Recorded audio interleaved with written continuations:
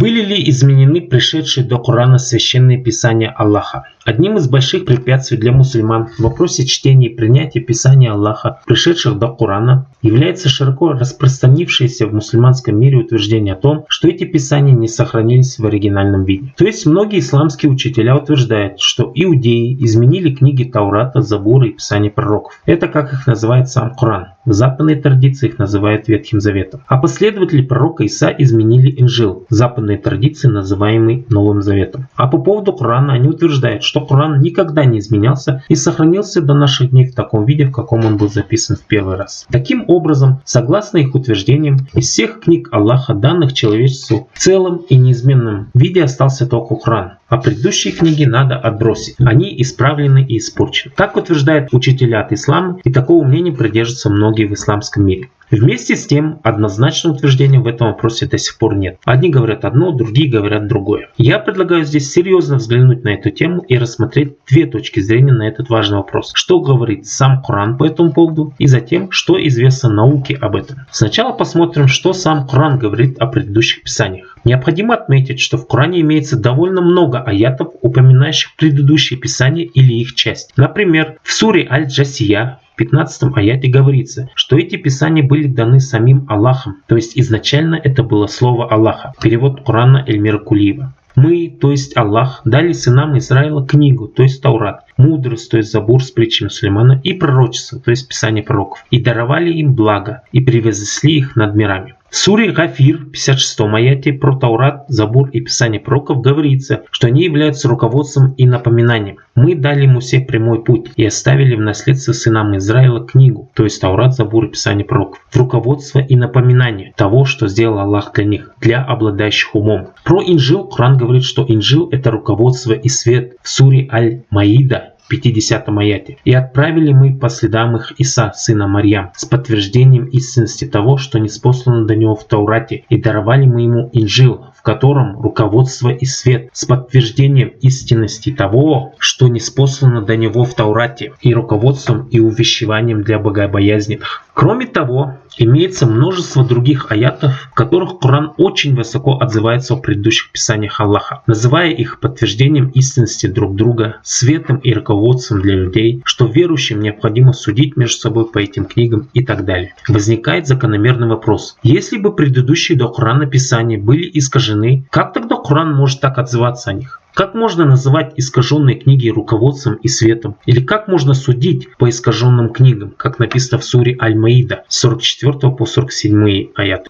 Отметьте, что Коран не говорит, что эти книги были в прошлом когда-то истинными, но потом они перестали быть таковыми, как это утверждается сейчас. Что же тогда Коран говорит о возможности изменения или искажения слова Аллаха? Как мы видели, Коран признает и говорит, что все писания, которые Аллах дал человечеству, пришли от Него и являются Его словом. Что же Коран говорит о слове Аллаха? Словно предвидя, что люди будут придумывать всякие измышления против Его слова, Аллах в 7 аятах Корана провозглашает, что слово Аллаха неизменно и что Его слово изменить или исказить невозможно. Вот некоторые из этих 7 аятов Корана о неизменности слова Аллаха. Те, которые уверовали, были благочестивы. Для них радостная весть в ближайшей жизни и в будущей. Нет перемены словам Аллаха. Это великий успех. Сура Юнус, 64 аят. «И прочитай то из книги Господа твоего, что открыто тебе. Нет меняющего его слова, и никогда ты не найдешь помимо него защиты». Сура Аль-Кахф, 27 аят. Он, то есть Аллах, скажет: «Не припирайтесь предо мной. Я предупреждал вас заранее. Мое слово неизменно. Я не поступаю несправедливо с рабами». Сура Аль-Кахф,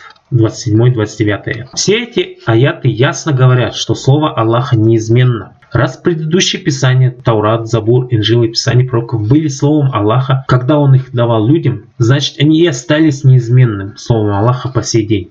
Это утверждение Корана. Коран также ясно утверждает, что нет такого человека или людей, которые могли бы поменять слово Аллаха. Аллах просто не допустит этого. Уж кто-кто, а сам Творец Вселенной, который все держит в своей руке, Коран говорит, что он знает вес пылинки в воздухе, способен сохранить свое слово в неизменность, которая намного важнее, чем пылинка. Те, кто смеет утверждать, что слово Аллаха было изменено, навлекают на себя страшное наказание Аллаха, потому что они возводят ужасную ложь на Аллаха, и этим самым лишают его одной из самых главных характеристик – всемогущества. То есть этим самым они представляют Аллаха каким-то слабаком, да простит меня Аллах, который даже не может сохранить в неизменности свое слово и позволяет каким-то там людишкам делать с его словом все, что им заблагорассудится. Что бы вы подумали о президенте страны, который, издав какой-нибудь важный указ и видя, что люди его страны изменили этот указ, как им захотелось, смотрел бы на это сквозь пальцы и ничего не предпринимал? Или сказал: ну хорошо, вы смогли изменить мой указ, вот вам второй, третий указ и так далее. Насколько достоин уважения такой президент, если он свои указы не может сохранить от изменений своими же подданными? Вряд ли такой человек вообще бы стал президентом, скажете вы. Обычно президенты, да и любые другие руководители неусыпно пекутся о том, чтобы их важные указы и распоряжения выполнялись четко, в срок и без всяких искажений, не так ли? Тогда неужели сам Творец Вселенной, всемогущий Аллах, создавший всех этих начальников, да и всю систему власти, оказался не в состоянии сохранить свое слово от изменений? Представляю ответить на эти вопросы, дорогой слушатель, вам самому. Также необходимо отметить такой факт, что если бы предыдущие писания были изменены до или во время жизни пророка Мухаммеда, мир ему, и передачи Корана, то есть до 6-7 веков нашей эры, то такой архиважный факт о слове Аллаха обязательно бы нашел отражение в Коране, ведь речь идет о слове Аллаха, владыки Вселенной. Но ничего подобного в Коране нет. Наоборот, как уже отмечалось выше, Коран утверждает абсолютную неизменность всего слова Аллаха. Высоко ставит предыдущие писания Таурат, Забур, Инжил и Писания пророков. Утверждает, что сам он, Коран, дан только для подтверждения истинности предыдущих писаний. Смотрите сура Юнус, 38 аят. И призывает всех мусульман читать, принимать и следовать предыдущим писаниям Таурату, Забуру, Инжилу и Писаниям пророков. Если бы предыдущие писания были бы изменены до пророка Мухаммеда, мир ему, и Корана, то Аллах обязательно поведал бы об этом своему пророку. И это было бы очень четко и ясно отражено в Коране. И вряд ли тогда Коран призывал бы всех мусульман следовать этим писаниям, как это делается, например, в суре Аль-Ниса, 136 аят.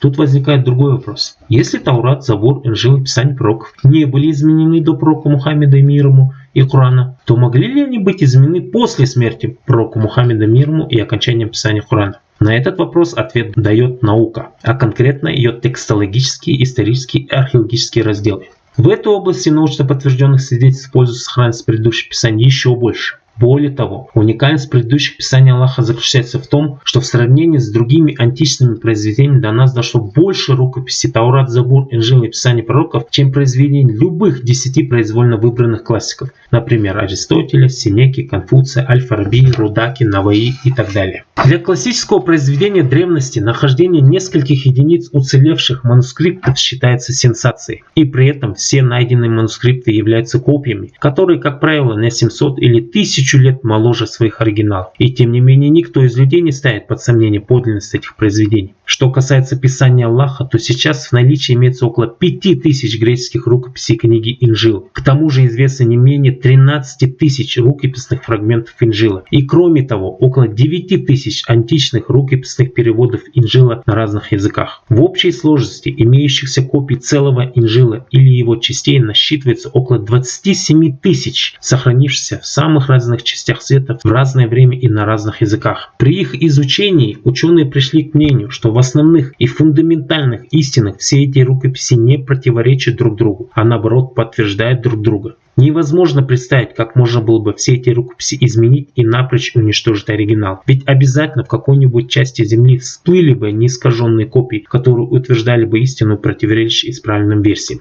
Что касается рукописей Таурат, Забур и Писания пророков, называемых в западной традиции Ветхим Заветом, их меньше, но и они сберегались с не меньшей тщательностью. Например, одним из самых значительных открытий древних свитков Писания Аллаха были кумранские свитки, обнаруженные на территории современной Палестины в 1947 году. В кумранских пещерах было найдено порядка 580 древних свитков, содержащих практически все книги Таурата, Забура и Писания пророков на еврейском языке, датируемых первым веком нашей эры. Когда ученые стали их изучать, они дали потрясающие доказательства достоверности и неизменности Таурата, Забура и Писания пророков, читаемых нами сейчас. То есть люди, жившие почти 2000 лет назад, еще до прихода пророка Мухаммеда, мир ему, читали те же самые Писания Аллаха, Таурат, Забур, Инжил, Писания пророков, которые сейчас читаем мы. Как после этого можно говорить о том, что они были изменены?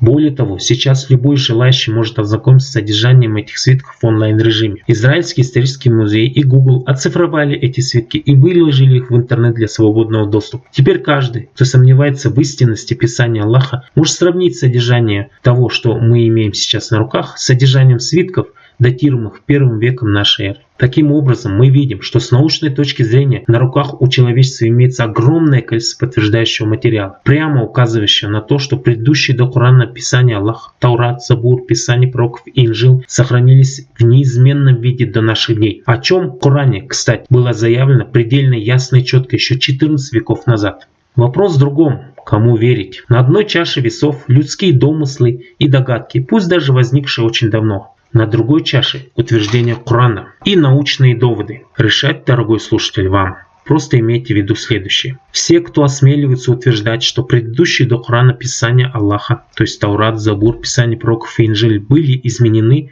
очень глубоко заблуждаются. Во-первых, они демонстрируют этим свое полное невежество с научной точки зрения. При наличии такого громадного списка научно подтвержденных материалов отвергать все это и верить каким-то предположениям, которые опровергаются самим Кораном, в мире трудно подобрать примеры более худшего и плачевного заблуждения. Но это еще не самое страшное. Самое страшное их ожидает впереди, когда они явятся пред самим Аллахом, которому они утверждают, что поклоняются. Как вы думаете, что их ждет там? Что ждет тех, кто верил и еще хуже учил других, что книги Всевышнего Аллаха были искажены, несмотря на то, что сам Коран 7 раз говорит обратное, и что имеется огромное количество опровергающих эту ложь научных свидетельств? Какой ответ они дадут автору этих книг Аллаху, который был силен, остается сильным и будет всегда силен сохранить свое слово в неизменном виде? По этому поводу в Инжиле есть такой аят: «Страшно впасть в руки живого Аллаха». Послание к Иудеям, 31 аят. Утверждая, что слово Аллаха было искажено, они тем самым утверждают, что Создатель Вселенной Аллах оказался каким-то слабаком, да простит меня Аллах, который не смог сохранить свое слово от каких-то там людишек, которые по сравнению с ним ничто. Все народы пред ним легче воздуха, как написано в Забуре. Этим самым они низводят Аллаха с его трона и лишают его одного из самых главных атрибутов – всемогущества. Какой тогда из грехов хуже? Приписывание Аллаху сотоварищей или лишение его самого главного титула – Вседержителя и всемогущего Творца бесконечной Вселенной? Очень надеюсь, дорогой слушатель, что вы не из этого числа. Если после ознакомления с этим и осознания серьезности возведения такой лжи на Всевышнего Аллаха вы, дорогой слушатель, задумались, тогда начните внимательно читать и изучать все слово Аллаха. Таурат, Забур, Писание пророков, Инжил и Коран. От этого зависит ваша жизнь, как здесь на земле, так и там, после этой жизни. Неизменные Писания Аллаха, Таурат, Забур, Писание пророков и Инжил вы можете найти и скачать, набрав в Гугле название этих книг. Да благословит вас Аллах и откроет вам свою истину, сохраненную в Его неизменном слове. Аминь.